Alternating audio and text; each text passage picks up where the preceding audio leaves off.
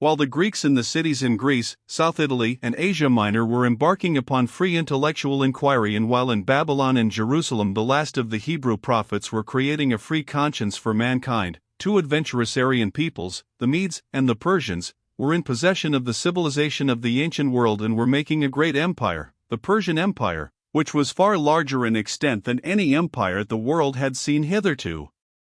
Under Cyrus, Babylon and the rich and ancient civilization of Lydia had been added to the Persian rule. The Phoenician cities of the Levant and all the Greek cities in Asia Minor had been made tributary. Cambyses had subjected Egypt, and Darius I, the Mede, the third of the Persian rulers, 521 BC, found himself monarch as it seemed of all the world.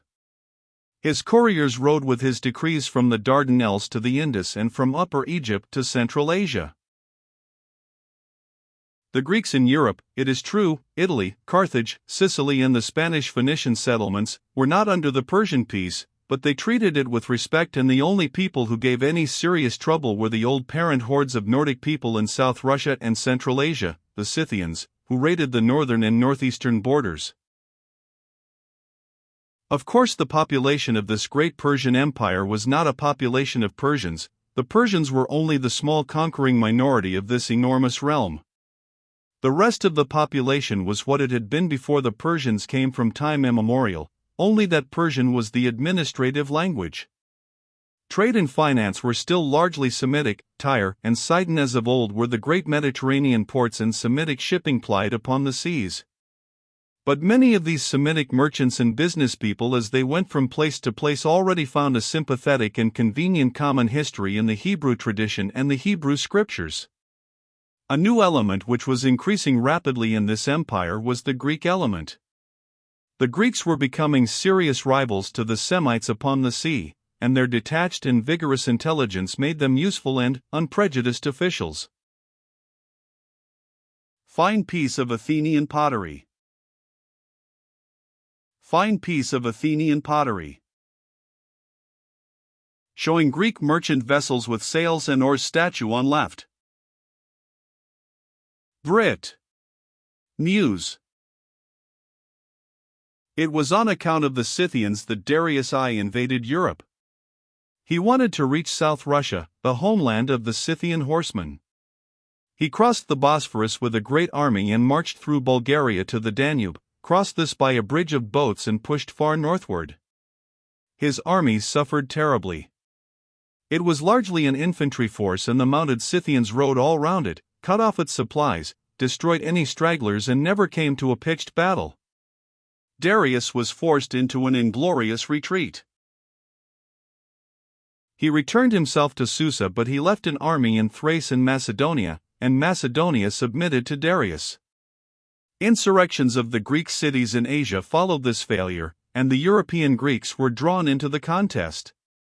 Darius resolved upon the subjugation of the Greeks in Europe. With the Phoenician fleet at his disposal, he was able to subdue one island after another, and finally in 490 BC he made his main attack upon Athens.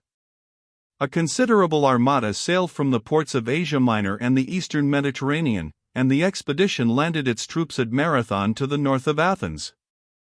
There they were met and signally defeated by the Athenians. An extraordinary thing happened at this time.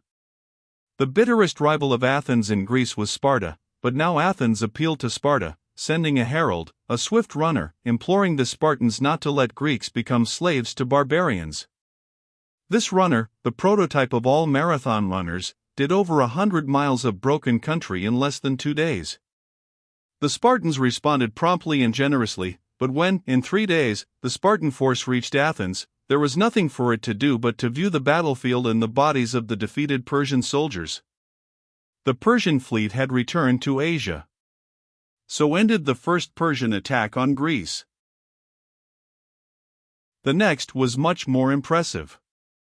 Darius died soon after the news of his defeat at Marathon reached him, and for 4 years his son and successor, Xerxes, prepared a host to crush the Greeks. For a time terror united all the Greeks. The army of Xerxes was certainly the greatest that had hitherto been assembled in the world. It was a huge assembly of discordant elements. It crossed the Dardanelles, 480 BC, by a bridge of boats, and along the coast as it advanced moved an equally miscellaneous fleet carrying supplies. At the narrow pass of Thermopylae a small force of 1,400 men under the Spartan Leonidas resisted this multitude, and after a fight of unsurpassed heroism was completely destroyed. Every man was killed. But the losses they inflicted upon the Persians were enormous, and the army of Xerxes pushed on to Thebes and Athens in a chastened mood. Thebes surrendered and made terms. The Athenians abandoned their city and it was burnt. Greece seemed in the hands of the conqueror, but again came victory against the odds and all expectations. The Greek fleet, though not a third the size of the Persian, assailed it in the Bay of Salamis and destroyed it. Xerxes found himself and his immense army cut off from supplies and his heart failed him.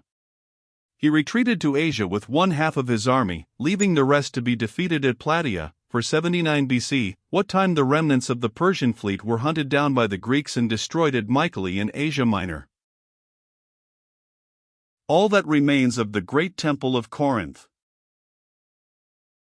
All that remains of the great temple of Corinth. Photo, Fred Boissonnas. The Persian danger was at an end. Most of the Greek cities in Asia became free. All this is told in great detail and with much picturesqueness in the first of written histories, the history of Herodotus. This Herodotus was born about 484 BC in the Ionian city of Halicarnassus in Asia Minor, and he visited Babylon and Egypt in his search for exact particulars. From Mycale onward Persia sank into a confusion of dynastic troubles. Xerxes was murdered in 465 BC and rebellions in Egypt, Syria and Media broke up the brief order of that mighty realm. The history of Herodotus lays stress on the weakness of Persia. This history is indeed what we should now call propaganda for Greece to unite and conquer Persia. Herodotus makes one character, Aristagoras, go to the Spartans with a map of the known world and say to them, "These barbarians are not valiant in fight. You on the other hand have now attained the utmost skill in war. No other nations in the world have what they possess: gold, silver, bronze, embroidered garments, beasts and slaves. All this you might have for yourselves, if you so desired." The Temple of Neptune, Poseidon, at Cape Sunium. The Temple of Neptune, Poseidon, at Cape Sunium. Photo, Fred Boissonnas.